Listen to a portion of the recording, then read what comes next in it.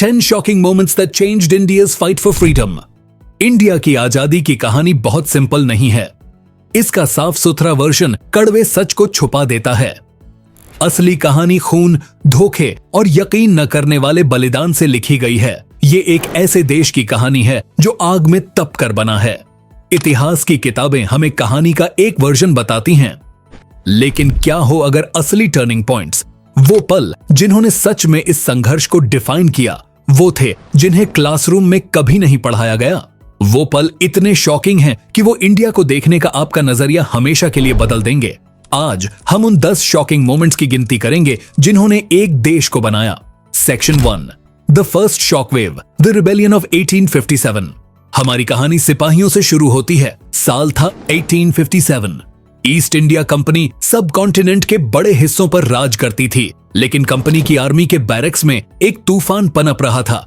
एक नई rifle, the pattern 1853 Enfield, introduce की गई और उसके साथ एक अफवाह जिसने पूरे सब कॉन्टिनेंट में आग लगा दी। राइफल के कार्ट्रिजेस पर चर्बी लगी थी और उन्हें लोड करने के लिए सिपाहियों को पेपर केसिंग को दांत से काटना पड़ता था। अफवाह ये थी कि ये चर्बी गाय और सुअर के मांस से बनी है, जो हिंदू और मुस्लिम दोनों सिपाहियों के लिए एक बहुत बड़ा अपमान था। जिनके लिए गाय पवित्र है और सुअर अपवित्र, ये आखिरी चिंगारी थी। असली आग तो एक सदी से जमीन हड़पने, गलत टैक्स वसूलने और उनकी संस्कृति पर हमले करने का गुस्सा था। इसके बाद जो हुआ वो सिर्फ बगावत नहीं, पूरी तरह से विद्रोह था। मेरठ में सिपाही उठ खड़े हुए, अपने ब्रिटिश ऑफिसर्स को मार दिया और दिल्ली की तरफ मार्च किया। जल्द ही विद्रोह की आग पूरे नॉर्थ और सेंट्रल इंडिया में फैल गई। ये इंडिया की पहली आजादी की लड़ाई थी, एक बेहद क्रूर, खूनी संघर्ष जहां ऐसे अत्याचार हुए जिन्हें बताया नहीं जा सकता। इस विद्रोह ने सिस्टम को हिलाकर रख दिया। इसने ईस्ट इंडिया कंपनी के शासन को खत्म कर दिया और ब्रिटिश क्राउन को मजबूर किया कि वो इंडिया का डायरेक्ट कंट्रोल ले ले। इसने एक साथ मिलकर संघर्ष करने से पैदा हुई एक मजबूत राष्ट्रीय पहचान की पहली तीखी ज्वाला जलाई। Section 2, the unlikely alliance, the Indian National Congress. 1885-1857 के हिंसा भरे विस्फोट के बाद अगला शॉकिंग मोमेंट हैरानीजनक रूप से शांत था। ये कोई जंग नहीं बल्कि एक मीटिंग थी। 1885 में एक retired British civil servant Allan Octavian Hume ने इंडियन नेशनल कांग्रेस की स्थापना में मदद की। जी हाँ, वही संगठन जो एक दिन ब्रिटिश को इंडिया से निकालने की लड़ाई का नेतृत्व करेगा, उसे एक अंग्रेज ने को फाउंड किया था। शुरू में कांग्रेस पढ़े लिखे इलीट इंडियंस के लिए एक मंच था जिससे वो ब्रिटिश सिस्टम के अंदर एक बड़ी भूमिका मांग सकें। उनकी शुरुआती मांगे बहुत मामूली थीं। सरकार में इंडियंस के लिए ज्यादा जॉब्स, आर्थिक सुधार और अपने शासन में थोड़ी सी हिस्सादारी। शॉकिंग बात मांगे नहीं बल्कि स्ट्रेटेजी थी। पहली बार असहमति को एक रास्ता देने के लिए एक पान इंडियन पॉलिटिकल बॉडी बनाई गई थी। ब्रिटिश ने इसे एक सेफ्टी वाल्व के रूप में सोचा, इंडियन गुस्से को मैनेज करने का एक चालाक तरीका। वो इससे ज्यादा गलत नहीं हो सकते थे। जो एक नरम दल वाले लॉयलिस्ट्स के ग्रुप के रूप में शुरू हुआ था, वो अगले कुछ दशकों में आजादी के आंदोलन का मुख्य इंजन बन गया। Section 3, the point of no return, the Jallianwala Bagh massacre 1919। अगर 1857 का विद्रोह चिंगारी था तो जालियनवाला बाग नरसंहार आग का गोला था। अप्रैल 1919 तक अमृतसर शहर में तनाव था। ब्रिटिश ने रोलाट एक्ट पास किया था जिससे वो इंडियंस को बिना ट्रायल के अनिश्चित काल के लिए जेल में डाल सकते थे और इसके खिलाफ विरोध प्रदर्शन शुरू हो गए थे। 13 अप्रैल को बैसाखी के दिन हजारों निहत्थे पुरुष, महिलाएं और बच्चे अमृतसर के जलियनवाला बाग में इकट्ठा हुए। कुछ लोग विरोध करने आए थे, लेकिन ज्यादातर त्योहार मना रहे थे, इस बात से अनजान कि ब्रिटिश ने पब्लिक गैदरिंग्स पर बैन लगा दिया था। जैसे ही भीड़ बढ़ी, ब्रिगेडियर जनरल रेजिनाल्ड डायर अपने सिपाहियों के साथ पहुंचा, मुख्य एग्जिट को ब्लॉक किया और बिना किसी चेतावनी के उन्हें गोली चलाने का आदेश दे दिया। 10 मिनट तक फौजियों ने घनी भीड़ में गोलियां बरसाईं। लोग चीखते रहे और बचने के लिए इधर उधर भागे, लेकिन भागने की कोई जगह नहीं थी। कई लोग गोलियों से बचने के लिए एक कुएं में कूद गए और डूब गए। ऑफिशियल ब्रिटिश गिनती 379 मौतों की थी, लेकिन रियल काउंट कहीं ज्यादा। जब एक जांच कमेटी ने बाद में पूछताछ की तो जनरल डायर ने कोई अफसोस नहीं दिखाया। उसने साफ साफ माना कि उसका मकसद सिर्फ भीड़ को तितर बितर करना नहीं था, बल्कि एक मॉरल इफेक्ट पैदा करना था, इंडियंस की हिम्मत के लिए सजा देना। उसने कहा कि अगर वो तंग रास्ते से मशीन गन्स ला पाता तो वो उनका इस्तेमाल करता। लाखों इंडियंस के लिए ये वो पल था जब ब्रिटिश न्याय में बचा खुचा विश्वास भी टूट गया। Section 4, the weapon of the people, the non cooperation movement, 1922। Jallianwala Bagh के बाद गांधी ने एक ऐसा हथियार इस्तेमाल किया जिसका ब्रिटिश के पास कोई जवाब नहीं था। नॉन कोऑपरेशन मूवमेंट यानी असहयोग आंदोलन एक क्रांतिकारी विचार था। पहली बार आजादी की लड़ाई इलीट लोगों के हाथों से निकलकर आम इंडियंस की गलियों और गांवों में आ गई। कॉल टू एक्शन सिंपल लेकिन पावरफुल था। शांतिपूर्ण तरीके से कॉलोनियल सिस्टम को अंदर से तोड़ दो। इंडियंस से हर ब्रिटिश चीज का बॉयकॉट करने के लिए कहा गया। वकीलों ने अपनी नौकरियां छोड़ दी, स्टूडेंट्स ने सरकारी स्कूल छोड़ दिए और लोगों ने कॉलोनियल पदों से इस्तीफा दे दिया। विदेशी कपड़ों की बड़ी बड़ी होलिका जलाना आर्थिक आत्मनिर्भरता यानी स्वादशी का प्रतीक बन गया। ये एक ऐसा राष्ट्रीय विरोध था जो पहले कभी नहीं देखा गया था। लेकिन इस आंदोलन का शॉकिंग अंत उसकी शुरुआत जितना ही महत्वपूर्ण था। फरवरी 1922 में चौरी चौरा के छोटे से कस्बे में एक विरोध प्रदर्शन हिंसा में बदल गया। पुलिस के भीड़ पर गोली चलाने के बाद गुस्से में आई भीड़ ने पुलिस स्टेशन में आग लगा दी, जिससे अंदर 22 पुलिस वाले मारे गए। इस हिंसा से दहलकर गांधी जी तुरंत पूरे आंदोलन को रोक दिया। कई लोगों के लिए ये एक समझ न आने वाला फैसला था। जब आंदोलन अपने चरम पर था तो उसे क्यों रोका? लेकिन गांधी जी के लिए इस शॉकिंग कदम ने उनके सबसे बुनियादी सिद्धांत को और मजबूत किया। कैसे लड़ते हो वो उतना ही जरूरी है जितना कि किस लिए लड़ते हो। आंदोलन भले ही जल्दी खत्म हो गया, लेकिन इसने दुनिया को एकजुट लोगों की अद्भुत शक्ति दिखा दी थी। Section 5, the march that shook an empire, the salt march, 1930। एक चुटकी नमक दुनिया के सबसे शक्तिशाली साम्राज्य को कैसे हिला सकता है? 1930 में गांधी जी एक तरीका ढूंढ निकाला। ब्रिटेन का नमक पर एकाधिकार था, जिस पर वो भारी टैक्स लगाते थे, जो कॉलोनियल लालच का एक पावरफुल सिंबल था। इस कानून को तोड़ने के लिए गांधी ने समुद्र तट पर स्थित दंडी गांव तक 240 माइल की मार्च शुरू की। उन्होंने सिर्फ 78 अनुयायियों के साथ शुरुआत की, लेकिन जैसे जैसे वो चलते गए, काफिला दिन ब दिन बढ़ता गया और पूरी दुनिया का ध्यान अपनी तरफ खींच लिया। 6 अप्रैल को वो समुद्र तक पहुंचे। वहां नमक बनाकर उन्होंने ब्रिटिश कानून तोड़ा। ये सिंपल काम पूरे इंडिया में बिजली की तरह फैल गया। लाखों लोगों ने उनका अनुसरण किया, अपना खुद का नमक बनाया। ब्रिटिश ने बेहद क्रूरता से जवाब दिया। धरासना सॉल्ट वर्क्स में अमेरिकन जर्नलिस्ट वेब मिलर ने देखा कि कैसे शांतिपूर्ण प्रदर्शनकारी आगे बढ़ रहे थे और पुलिस उन्हें पीट रही थी।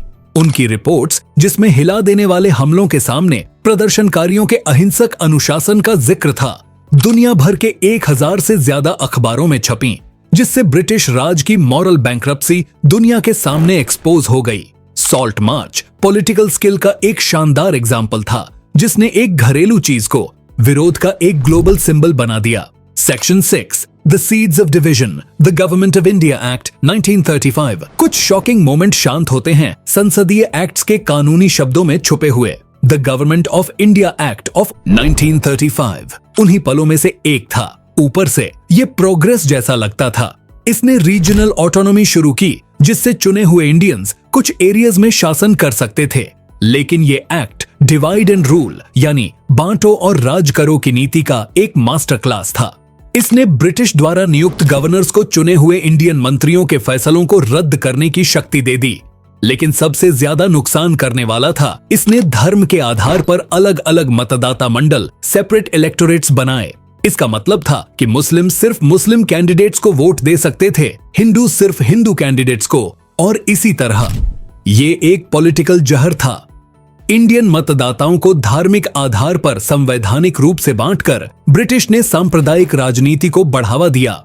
इसने इंडियन नेशनल कांग्रेस और मुस्लिम लीग के बीच गहरी दरार डाल दी, जिससे अलगाववादी राजनीति को बढ़ावा मिला, जिसके बाद में विनाशकारी परिणाम हुए। Section 7, the final break, the declaration of Purna Swaraj 1929।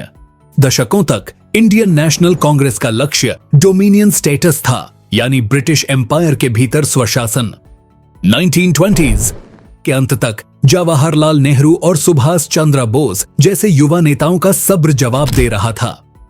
Breaking point दिसंबर 1929 में कांग्रेस के लाहौर अधिवेशन में आया। एक ऐतिहासिक घोषणा में पार्टी ने आधिकारिक तौर पर डोमिनियन स्टेटस को खारिज कर दिया और एक नया लक्ष्य अपनाया, पूर्ण स्वराज यानी पूर्ण स्वतंत्रता। इंडिया अब आजादी की भीख नहीं मांगेगा, वो इसकी मांग करेगा। कांग्रेस ने 26 जनवरी 1930 को पूर्ण स्वराज दिवस घोषित किया और सभी इंडियंस से राष्ट्रीय ध्वज फहराने और आजादी की शपथ लेने के लिए कहा। खेल बदल चुका था। ये अब ज्यादा अधिकारों के लिए समझौता करने के बारे में नहीं था। ये अब पूर्ण निरपेक्ष संप्रभुता के लिए एक लड़ाई थी। Section 8 do or die the quit India movement 1942 में दूसरे विश्व युद्ध में जापानीज आर्मी के इंडिया के दरवाजे पर होने के साथ गांधी ने फैसला किया कि सब्र का समय खत्म हो गया है। 8 अगस्त 1942 को उन्होंने अपना सबसे अवज्ञाकारी आंदोलन शुरू किया, क्विट इंडिया मूवमेंट यानी भारत छोड़ो आंदोलन। उन्होंने देश को सोशलिस्ट नेता यूसुफ मेहर अली द्वारा बनाया एक मंत्र दिया जो एक शॉकिंग कॉल टू एक्शन बन गया, करो या मरो। गांधी जी ने घोषणा की, हम या तो इंडिया को आजाद कराएंगे या इस कोशिश में मर जाएंगे। ये ब्रिटेन के लिए भारत छोड़ो की एक तुरंत मांग थी। कुछ ही घंटों के भीतर गांधी जी और पूरी कांग्रेस लीडरशिप को गिरफ्तार कर लिया गया, लेकिन गिरफ्तारियों ने आंदोलन को और भड़का दिया। जनता एक बड़े स्पॉन्टेनियस विद्रोह में उठ खड़ी हुई। भले ही इरादा अहिंसक था, आंदोलन में बड़े पैमाने पर तोड़फोड़ देखी गई। रेलवे लाइंस उखाड़ दी गईं और सरकारी इमारतों में आग लगा दी गई। एक नया कट्टर प्रतिरोध उभरा जिसमें अंडरग्राउंड नेटवर्क्स और गुप्त रेडियो स्टेशंस थे, जैसे कि 22 साल की उषा मेहता द्वारा चलाया गया रेडियो जो आजादी के संदेश प्रसारित करता था। ब्रिटेन ने अंततः भारी ताकत से आंदोलन को दबा दिया, लेकिन संदेश साफ था। इंडियन लोगों की आजाद होने की इच्छा अटल थी। एम्पायर के दिन अब गिने चुने थे। Section 9 the prelude to tragedy direct action day 1946। अब सवाल ये नहीं था कि इंडिया आजाद होगा या नहीं, बल्कि ये था कि आजाद इंडिया कैसा दिखेगा। मुस्लिम लीग एक अलग देश की मांग कर रही थी। इस पर जोर देने के लिए लीग ने 16 अगस्त 1946 को डायरेक्ट एक्शन डे का आह्वान किया। ये इंडिया के इतिहास के सबसे डार्क दिनों में से एक बन गया। कलकत्ता में उस दिन भयावह सांप्रदायिक हिंसा फूट पड़ी जो मारकाट के एक जुनून में बदल गई, जिसे द ग्रेट कलकत्ता किलिंग के नाम से जाना गया। तलवारों, चाकुओं और रॉड से लैस भीड़ लोगों को उनके धर्म के आधार पर निशाना बना रही थी। 72 घंटे तक शहर एक वॉर जोन बना रहा। जब तक हिंसा थमी, 4000 से ज्यादा लोग मर चुके थे और 100,000 बेघर हो गए थे। डायरेक्ट एक्शन डे की दहशत वो पल था जब राजनीतिक मतभेद खून की नदी बनकर सड़कों पर आ गया। इस हिंसा ने दिखाया कि राजनीतिक विभाजन ने समाज को इस हद तक जहरीला कर दिया था कि पड़ोसी एक दूसरे की हत्या करने को तैयार थे। हिंसा के पैमाने से हिलकर ब्रिटिश ने इसे इस बात का सबूत माना कि हिंदू और मुस्लिम एक साथ नहीं रह सकते, और इसने उनके जाने की योजनाओं को और तेज कर दिया। Section 10 freedom at midnight the Indian Independence Act and partition 1947। जुलाई 1947 ब्रिटिश पार्लियामेंट ने इंडियन इंडिपेंडेंस एक्ट पास किया, जिससे 2 सदियों के कॉलोनियल शासन का अंत हो गया। लेकिन प्राइस, इंडिया का बंटवारा यानी पार्टीशन, नई सीमा खींचने का काम एक ब्रिटिश वकील सर सिरिल रैडक्लिफ को सौंपा गया, जो कभी इंडिया आया भी नहीं था।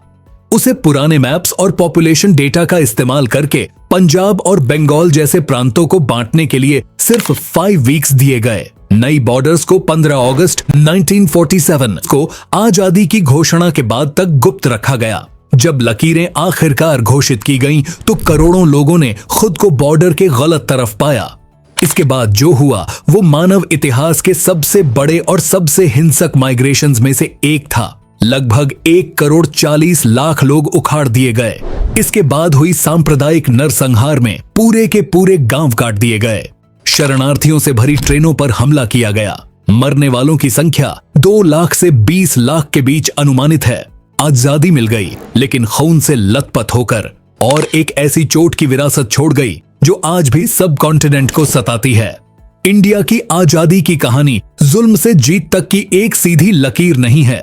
ये एक जटिल, बेहद क्रूर और विरोधाभासी कहानी है। ये एक सिपाही के एक चर्बी लगे कार्ट्रिज पर विद्रोह की कहानी है। एक बाग में हुए नरसंहार की जिसने नरम दलियों को क्रांतिकारी बना दिया, और एक चुटकी नमक की जिसने एक साम्राज्य को अवैध ठहरा दिया। और आखिर में ये उस आजादी की कहानी है जो सब कॉन्टिनेंट की आत्मा पर खोदे गए एक घाव की कीमत पर आई। हिंसा, धोखे और बलिदान के ये पल सिर्फ फुटनोट्स नहीं हैं, ये वो आग हैं जिन्होंने साउथ एशिया के आधुनिक देशों को बनाया है। ये हमें मजबूर करते हैं कि हम सिंपल कहानियों से परे देखें और आजादी की असली शॉकिंग कीमत का सामना करें। ये वो 10 पल थे जिन्होंने हमारे हिसाब से सब कुछ बदल दिया, लेकिन इतिहास कभी बंद किताब नहीं होती। आपको क्या लगता है, इंडिया की आजादी की लड़ाई में और कौन सी घटनाएं महत्वपूर्ण थीं? हमें नीचे कमेंट्स में बताइए। और अगर आपको इंडिया की आजादी के अनकहे इतिहास का ये सफर पसंद आया तो प्लीज लाइक, सब्सक्राइब और नोटिफिकेशन बेल दबाइए ताकि आप हमारी अगली वीडियो मिस न करें। देखने के लिए शुक्रिया।